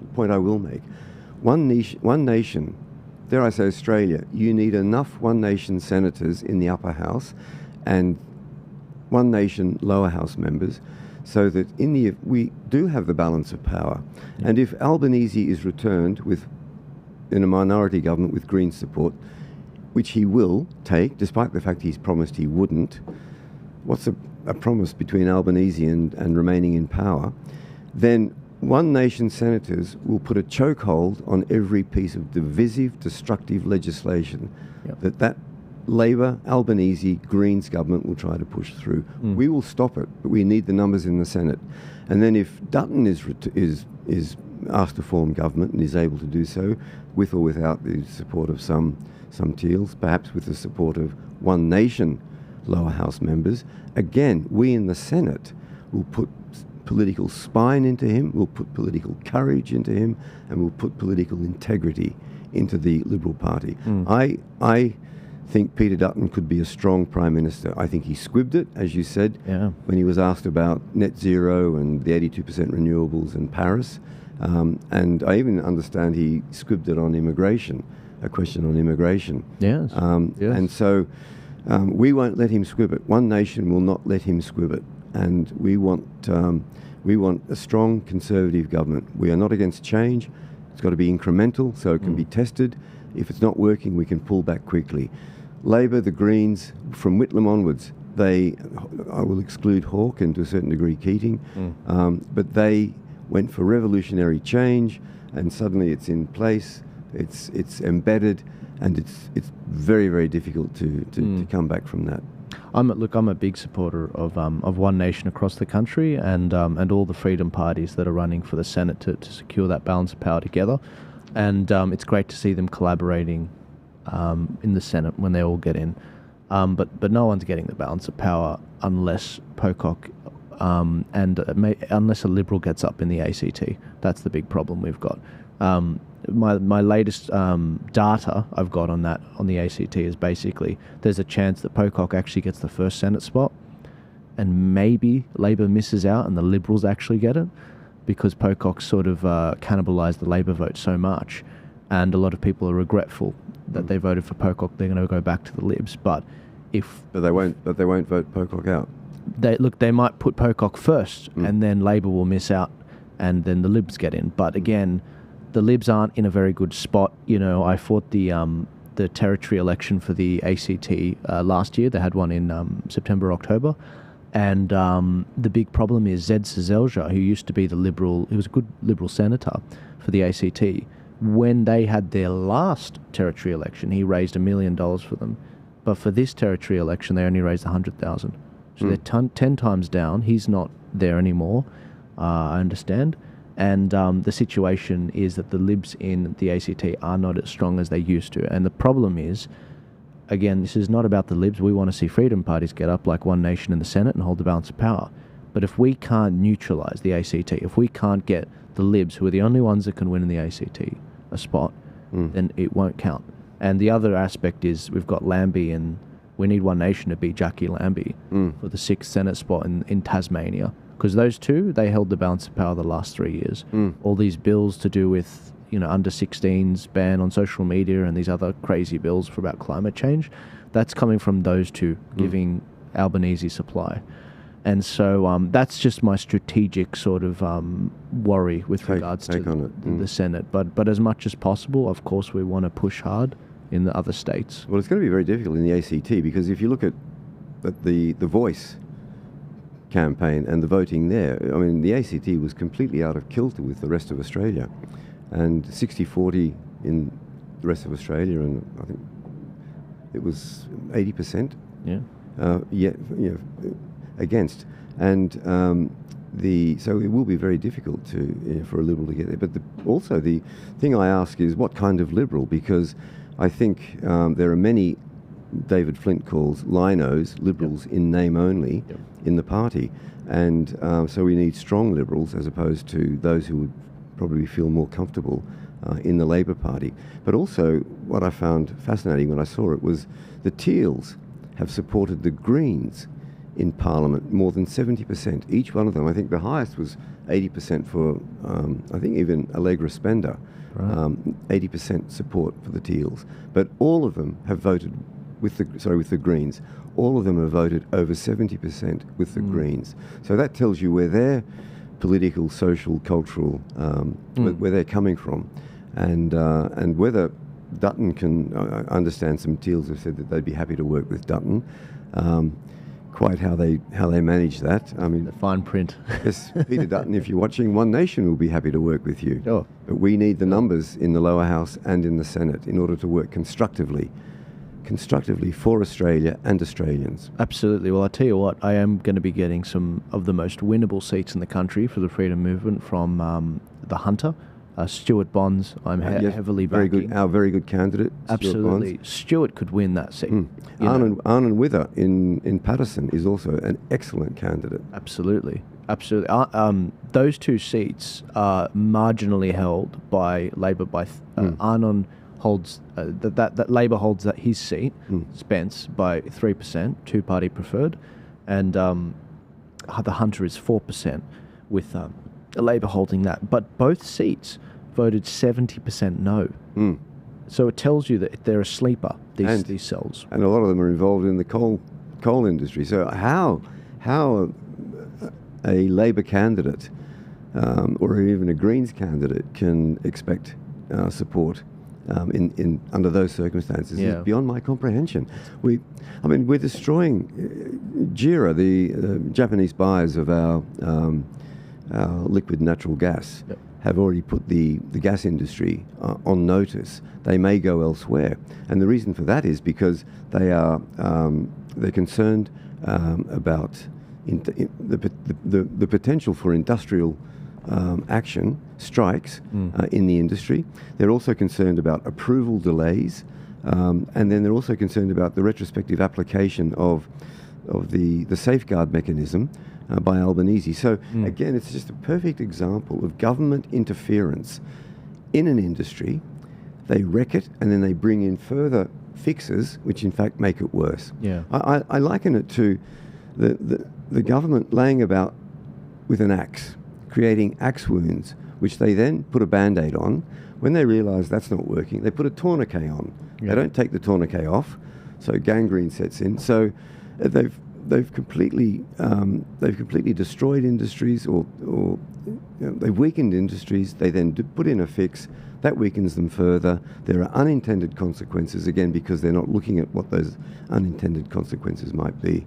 And so, and again, with this absurd push to stopping coal mining and coal exports, gas drilling and gas exports, where do the Greens think the money is going to come from?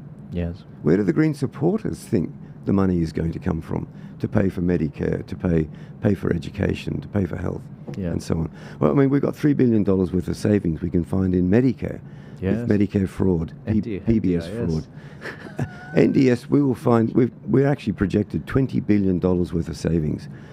I heard when the NDIS started, and again, it's the Labor Party, so this was like a death throw project by Julia Gillard. Do you remember she sobbed a little bit in Parliament when she said she's setting this up 3 or 4 weeks before she had to call the election? Or in fact before she was booted by anyway, she said, and my thought was, she's a little cry, a little sob, her lip quivering. This is going to the people who deserve it. Why didn't you do it when you started? If it was so important, why are you doing it now? And of course, it's an election ploy. But there are about 400,000 who were assessed as being on the program. Today, there are over 600,000. And I heard the minister in charge, the Labor minister in charge, saying there are probably 5 million. 20% of our population will be eligible to go on the NDIS. Bill Shorten is the minister. Oh, he's done a runner. Yeah, he has. Oh, yeah, 100%. He's done a runner. Sure. Gone to become chancellor of a university. Yeah, he said I don't want to be paid too much because they were offering him 1.1 mil, so he reduced it to 900,000. Yeah, thank you, Bill. Yeah, the selflessness is palpable. Going to the way the government views the economy, this is what Ronald Reagan said. He said, if it moves, tax it. If it keeps moving, regulate it. And if it stops moving, subsidize it. And that is exactly what we're seeing in this economy right now. And looking at what's going on in the Hunter, I'm reminded of, you said, why are they voting Labor, these seats, the Hunter and Spence or Pierce. These seats, there's a great line in the Bible. God says, look, my people suffer because of their lack of knowledge. And the problem with those particular seats is they are rusted on Labor. They were Labor back when the original Union founding days were. It's very tribal. It's very hard to shift them. But it is shifting. And that is why those seats, especially the Hunter, I have about 500 words full of stats and references on why I believe Stuart Bonds will win that seat this election. That is the most winnable seat in the country for One Nation, for the lower house. Yes. And he's almost won it in the past on the One Nation. Yes, he ticket. did. Yes. And a lot's changed since then. We recently had local elections. Well, the point I say is that I think this is a fantastic time to be a One Nation candidate. So I think finally the scales are coming off the eyes of the Australian people. They were desperate to get rid of Morrison because of what Morrison inflicted on us, and quite rightly, I think, utter failure as a leader. Yeah. They took Albanese at face value and believed his promises, like the merchant fleet for a start. And now they've realised that, in fact, they bought a pig, and they now are looking to get rid of Albanese, the most destructive, the most divisive Prime Minister, I think, in Australia's history. Whitlam had a pretty good go at taking that title, but he's done it. But the point you made, I think, is interesting. And the other thing I had a political philosopher made the comment that the real nature of political power is based on the natural inertia of systems that have been in place for such a long time. And I've actually twisted it a little bit, for systems that have been in place for too long a time. And I think those systems are, for example, the way we vote. So, as you say, they're rusted on Labor voters, they're rusted on National voters or whatever. And the Australian voters, I think, are going to look very, very hard at the way they've been voting. And we have a saying: if you don't like the way things, if you want to change the way things are, change the way you vote. In other words, don't go with the rusted on the way your family voted, or the way you've always voted, or follow this natural inertia. And it's time to change. I don't like to adopt the Gough Whitlam phrase, it's time, which he used very, very successfully. But yes, the real nature of political power is based on the natural inertia of systems that have been in place too long. And so all of and when you say systems, you can say institutions.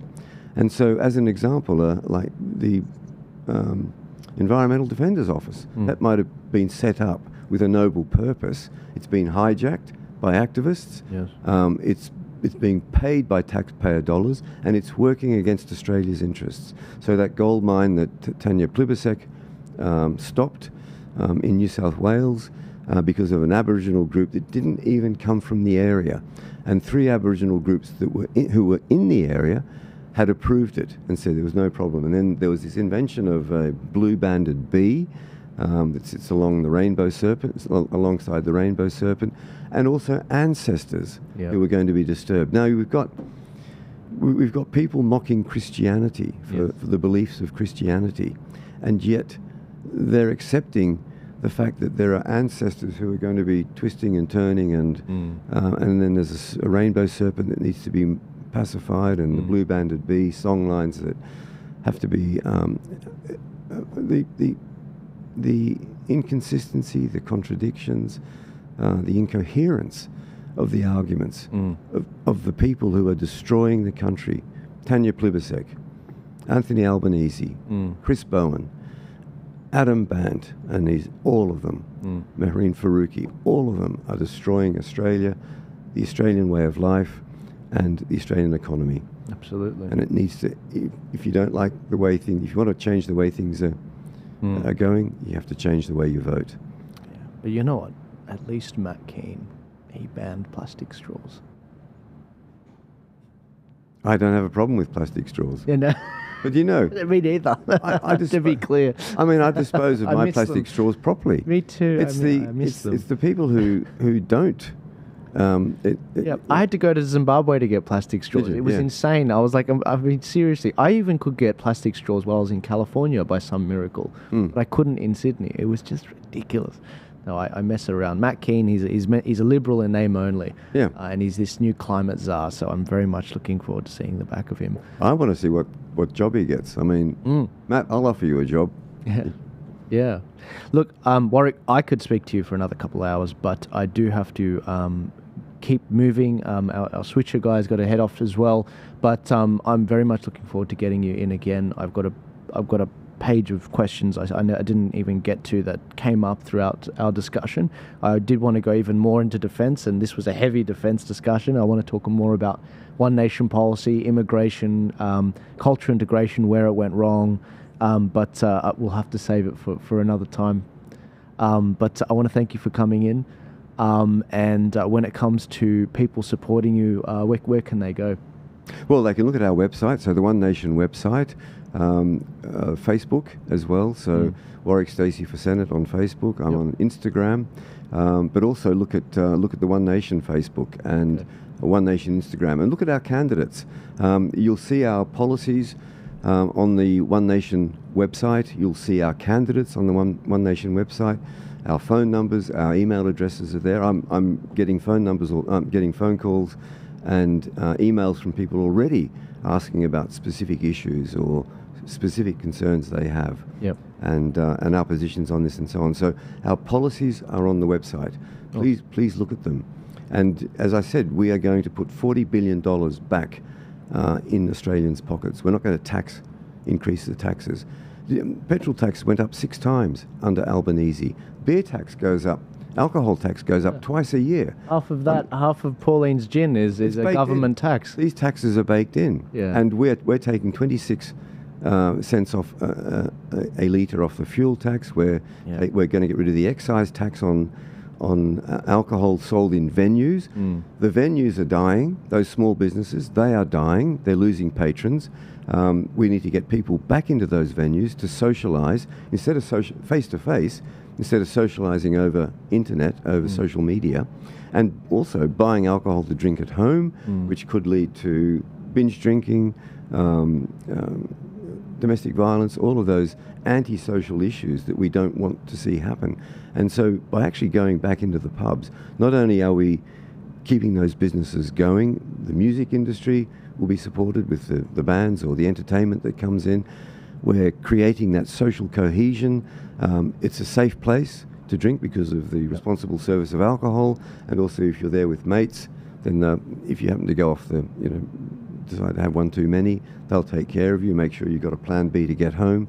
So it's just much safer, and it's helping the economy. It's helping small business. And so that's what we're doing. So absolutely, we're putting money back in people's pockets. We're not going to tax people, and we're going to cut government waste. Put pocketing. Put pocketing, not pickpocketing. That's right. And the bribes. I mean, the bribery of Albanese and Dutton is unbelievable. I mean, if I engaged in bribery, I'd go to, and I were to be charged with that, found guilty, I would go to jail.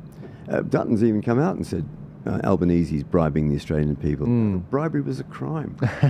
That's right. It is a crime for everybody except politicians. And you know what's funny? When I was in Zimbabwe, I noticed just before their elections, they, a year out, there'd be no food. You people couldn't, or starving, or whatever. Close to the election? Close to the election, one or 2 months out. Oh, there's all this meat handed out, all this fresh fruit, all this, things that people want. And then the election happens, and they vote for the guy that gives them everything, and then you don't hear from him for a while. Another 4 years, That's right. And it's a fake election anyway there, yes. That's right. That's right. Well, look, Warwick, thank you for coming in. Again, I could speak to you forever. For all those links to connect with Warwick on his social media, they'll be in the description, guys, and the One Nation site. But also, if you're not sure who to contact specifically to actually get onto the volunteering with One Nation, I've partnered with all the freedom parties. If you head to tpaust.com.au, you can click here and start volunteering today for your favourite freedom party that's out there. For New South Wales, for example, if you click here, click your seat. If you know your seat, let's just say Cowper, for example. If you don't know which seat, you can click here to find out which seat you're in. For the sake of today's episode, let's click Pauline Hanson's One Nation. You want to volunteer for Pauline Hanson's One Nation. How do you want to help out? Is it on social media, handing out how to vote cards at pre-poll, putting up posters? You can click a number of these things. If it's not on the list, you can always write it in. And then the next step is basically you put your details in, and that will just go straight to One Nation New South Wales, because you clicked One Nation, and that'll basically send your details to them so you can start volunteering for them and getting active, because it starts right now. You can't fatten the pig on market day. You need to start early. But only give the time you can, only donate the money that you can. Look out for number one, look out for your family. But many of you have already started using that volunteer funnel. We don't retain that information, by the way, guys. You'll notice there is no data collection on this. This literally just gets passed off right to the parties. I call it the rugby ball approach. And that can help us get us organised pretty much, and you can help some phenomenal candidates like Warwick. But Warwick, thank you so much again for coming in. I really appreciate it. Joel, thank you, and thank you for the opportunity to speak to your viewers.